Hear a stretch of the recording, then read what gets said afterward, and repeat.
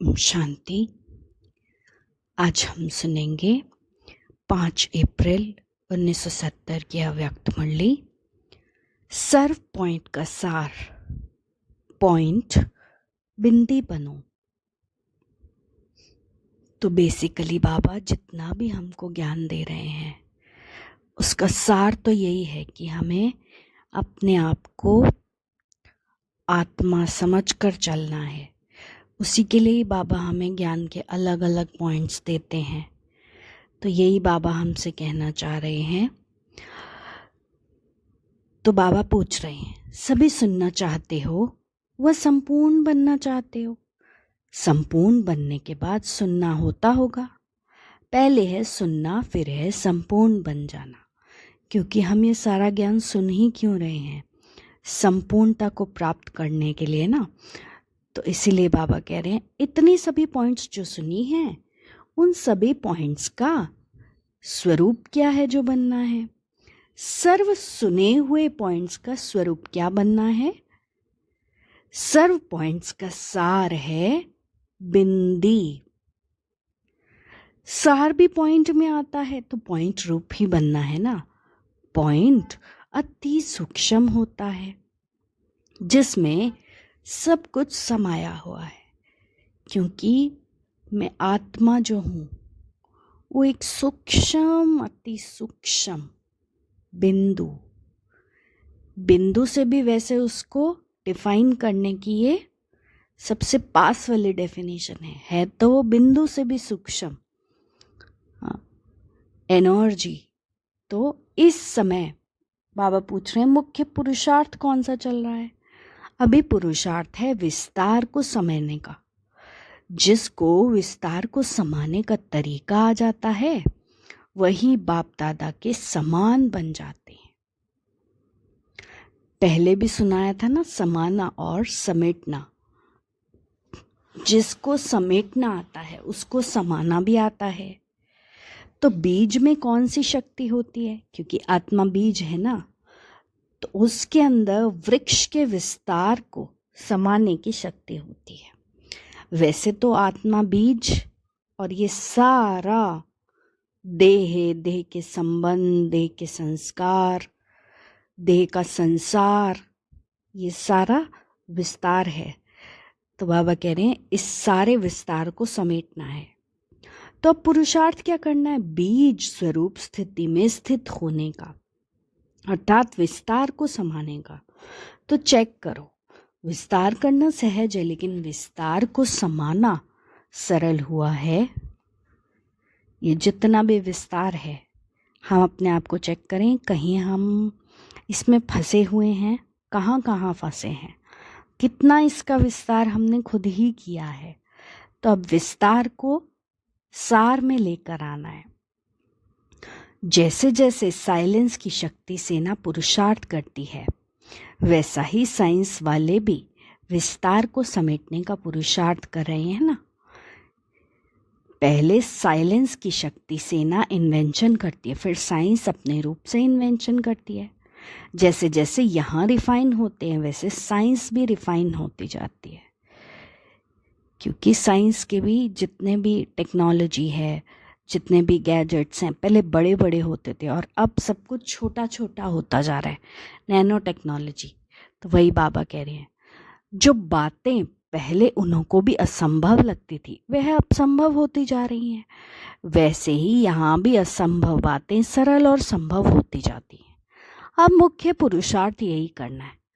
आवाज़ में लाना जितना सहज है उतना ही आवाज़ से परे जाना सहज हो। इसको ही संपूर्ण स्थिति के समीप की स्थिति कहा जाता है। जो जितना आवाज़ में आना सहज और नेचुरल है उतना आवाज़ से परे जाना सहज और नेचुरल हो जाए। तो ये ग्रुप कौन सा है? इस ग्रुप के हर एक मूर्त में अपनी अपनी विशेषता है। तो आप विशेष हो, अब श्रेष्ठ बनना है। तो बाबा हमसे क्या चाहते हैं? श्रेष्ठ बनना है। और श्रेष्ठ बनने के लिए क्या बनना है? अलंकारधारी। कौन कौन से अलंकार धारण करने हैं?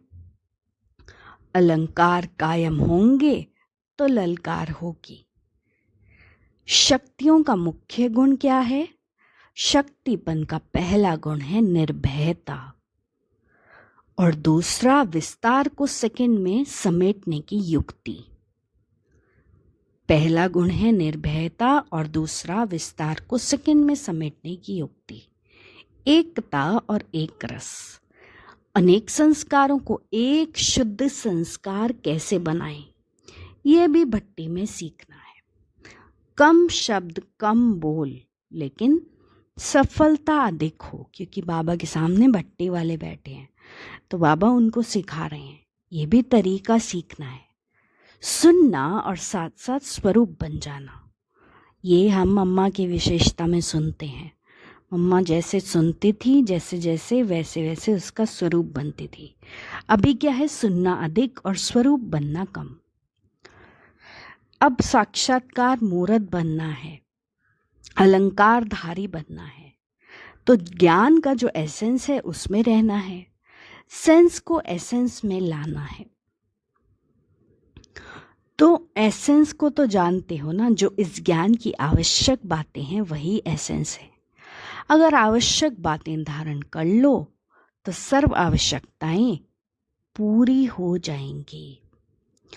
लेकिन इन आवश्यकताओं को सदा के लिए पूर्ण करने के लिए दो आवश्यक बातें हैं, आकारी और अलंकारी बनना। तो आकारी और अलंकारी बनने के लिए सिर्फ एक शब्द धारण करना है, वह है लाइट। लाइट का अर्थ एक तो ज्योति है और दूसरा हल्कापन भी है।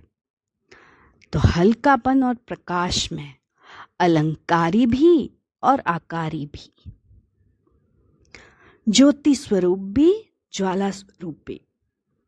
तो ऐसे लाइट हाउस बनना है, क्योंकि जितना हमारी आत्मिक स्वरूप की स्थिति नेचुरल होती जाएगी उतना शक्ति आती जाएगी। फिर बाबा पूछ रहे हैं, जैसे मस्तिष्क पर तिलक लगाया जाता है ना, ऐसे बिंदी स्वरूप ये भी तिलक है जो सदैव लगा रहे। अब तिलक किसकी निशानी है? पहला मस्तक का, मस्तक पर आत्मा विराजमान ये, और दूसरा भविष्य का राज तिलक। दोनों ही स्मृति में रहें। समेटना और समाना ये जादूगरी का काम है। जैसे जादूगर लोग कोई भी चीज को समेट कर दिखाते हैं फिर समाकर भी दिखाते हैं, ऐसे ये प्रैक्टिस करो। आप विस्तार में जाते हो फिर वहां ही समाने का पुरुषार्थ करो। जितना समय, जिस समय देखो कि बुद्धि बहुत विस्तार में गई है, उस समय ये अभ्यास करो विस्तार को समेटने का। इतने विस्तार को समा सकते हो तब आप बाप समान बनेंगे। बाप को जादूगर कहते हैं ना, तो बच्चे क्या हैं? शीतल स्वरूप और ज्योति स्वरूप, दोनों ही स्वरूप में स्थित होना आता है। अभी अभी ज्योति स्वरूप, अभी अभी शीतल स्वरूप। जब दोनों स्वरूप में स्थित होना आता है तब एक रस स्थिति हो सकती है। दोनों की समानता चाहिए, यही वर्तमान पुरुषार्थ है। जितना जितना ज्योति स्वरूप उतना उतना शीतल।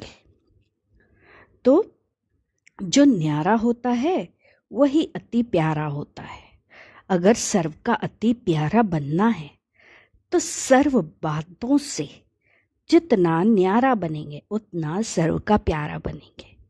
जैसे बाबा हमें बहुत प्यारे लगते हैं ना, क्यों? क्योंकि बाबा हमेशा न्यारे रहते हैं, इसीलिए सबको प्यारे लगते हैं। जितना न्यारापन उतना प्यारापन। ऐसे जो न्यारे प्यारे होते हैं उनको बाप दादा का सहारा मिलता है। न्यारे बनते जाना अर्थात प्यारे बनते जाना। अगर मानो कोई आत्मा के प्यारे नहीं बन सकते तो उसका कारण बाबा बता रहे हैं। कारण यही होता है कि उस आत्मा के संस्कार स्वभाव से न्यारे नहीं बनते हो। क्योंकि बाबा सभी आत्माओं के ये पुराने संस्कारों से न्यारे रहते हैं, इसीलिए बाबा सबको प्यारे लगते हैं, इसीलिए बाबा सिखा रहे हैं। बाबा हमें अपने कर्मों से ही सिखाते हैं। तो जितना जितना न्यारापन का अनुभव होगा उतना स्वतः प्यारा बनता जाएगा। न्यारे बनने की प्रलब्ध है प्यारा बनना, क्योंकि पुराने संस्कार सभी के अंदर हैं। हमको किसी भी आत्मा के पुराने संस्कार से इन्फ्लुएंस होकर व्यवहार में नहीं आना, तो हम प्यारे बन सकते हैं। फिर आकर्षण मूर्त कैसे बनेंगे? जब अपनी बुद्धि सर्व आकर्षणों से परे होगी तो आकर्षण मूर्त बनेंगे। जितना जितना बाप के कर्तव्य में सहयोगी बनते हैं उतना उतना बाप से स्नेह भी बढ़ता है। कर्तव्य के सहयोग से स्नेह मिलता है, ऐसा अनुभव है। तो जिस दिन कर्तव्य के अधिक सहयोगी होते हैं, अगर हम बाबा के कर्तव्य में जितने ज़्यादा सहयोगी होते हैं, उस दिन बाप दादा के स्नेह का विशेष अधिक अनुभव होता है। तो जितना निर्माण उतना स्वमान, जितना जितना बाप दादा के समान उतना ही समान। तो ऐसे ही पुरुषार्थ करना है, बाबा के समान हमें बनना है और साथ साथ साथ अपने स्वमान में भी स्थित रहना है। निर्माणता में भी कमी नहीं तो फिर समानता में भी कमी नहीं, फिर हम बाप समान जल्दी बन जाएंगे। फिर स्वमान में भी कमी नहीं। अभी अपने स्वमान की परख समानता से देखनी है कि कितना हम बाप समान बने हैं, बाबा के जैसे संस्कार हमारे बने हैं। तो अपना साक्षात्कार कैसे करेंगे? दर्पण में साक्षात्कार करेंगे ना, तो अपने को दर्पण बनाना पड़ेगा। जब आप संपूर्ण अर्पण होंगे तब दर्पण बनेंगे। अभी सर्विस में सहयोगी होने के कारण बाप दादा का विशेष स्नेह भी है, सहयोग भी है। तो तृप्त आत्मा जो होती है उसका विशेष गुण है निर्भयता और संतुष्ट रहना। जो स्वयं संतुष्ट रहता है और दूसरों को संतुष्ट रखता है, उसमें सर्वगुण आ जाते हैं।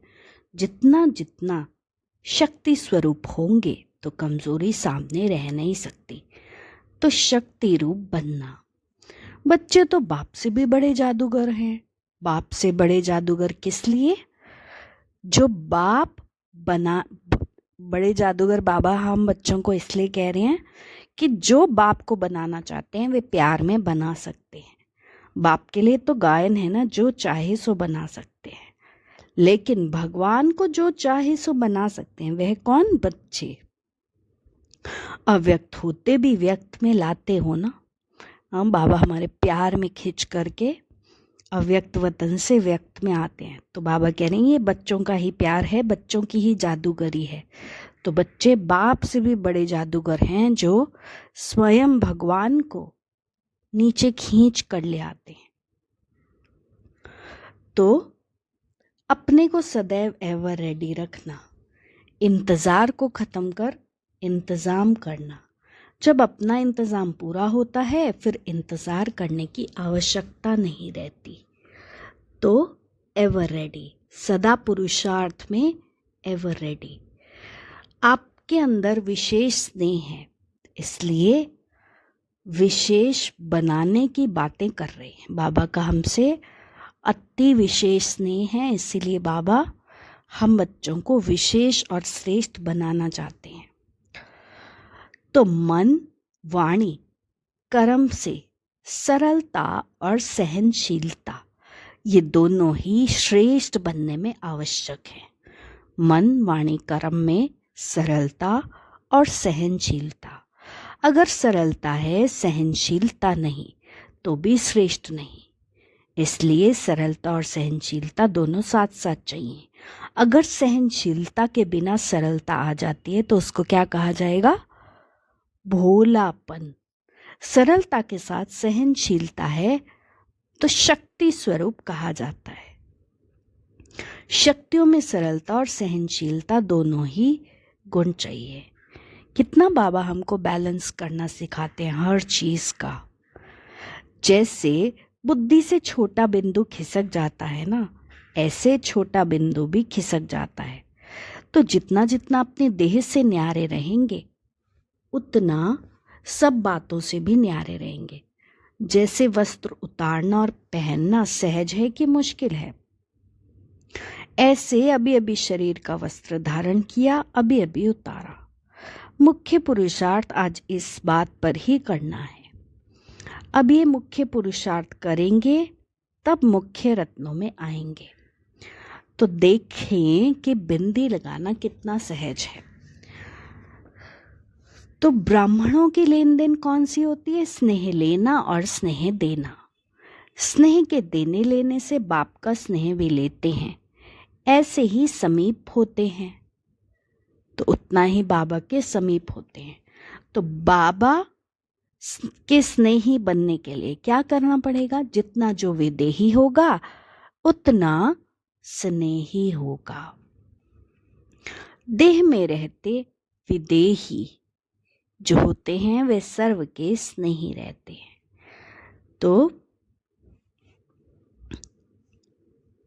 अपने को मास्टर सर्वशक्तिवान समझते हो ना, एक शक्ति की भी कमी ना रहे।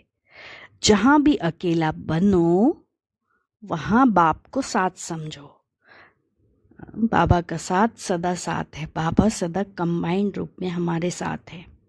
अगर शिव बाबा साथ है तो अकेलापन नहीं लगेगा। अकेले रहते भी साथ का अनुभव हो और साथ रहते भी अपने आप को अकेला समझे, ये अभ्यास चाहिए। तो मस्तक मणि कौन बनते हैं? जो मस्तक में विराजमान हुई आत्मा में ज़्यादा समय उपस्थित रहते हैं, जो अपने सत्य स्वरूप में सदा टिके रहते हैं। तो फिर बाबा पूछ रहे हैं, सबसे पहले नज़र कहाँ जाती है? मस्तक पर जाती है ना। मस्तक पणि वह बनते हैं जो सदैव हां जी करते हैं। जो आस्तिक हैं वही मस्तक पणि है। कोई भी बात में ना शब्द संकल्प में भी ना हो, ऐसे गुण वाले मस्तक मणि बनते हैं और बाबा के प्रिय बनते हैं। तीव्र पुरुषार्थी की निशानी है जो कब ना कहे अब कहते हैं। जो कहते हैं अभी अभी करना है, जो पुरुषार्थ में कब कहेंगे तो उनको तीव्र पुरुषार्थी नहीं कहा जाएगा। जो कहेंगे हाँ देखेंगे कर लेंगे हो जाएगा, ये नहीं। दृढ़ता से कहें जी बाबा करके ही दिखाएंगे। तो ऐसे सितारे अपने आप को समझते हो, समीप के सितारे लक्के सितारे अपने को समझते हो, तो समीप भी हो लक्की भी हो, अब बनना है सफलता के सितारे। तो अब सोचना है कि मैं कौन सा सितारा हूं। अपने को सफलता का सितारा समझना है। प्रत्यक्ष फल की कामना नहीं रखने वाले सफलता को पाते हैं। तो ये बाबा ने हमें अलग अलग युक्तियां बताई कि कैसे हमें पॉइंट स्वरूप बनना है। सभी ज्ञान की सारी पॉइंट्स का सार, पॉइंट बनो, बिंदु रूप में स्थित रहो। अच्छा, ओम शांति।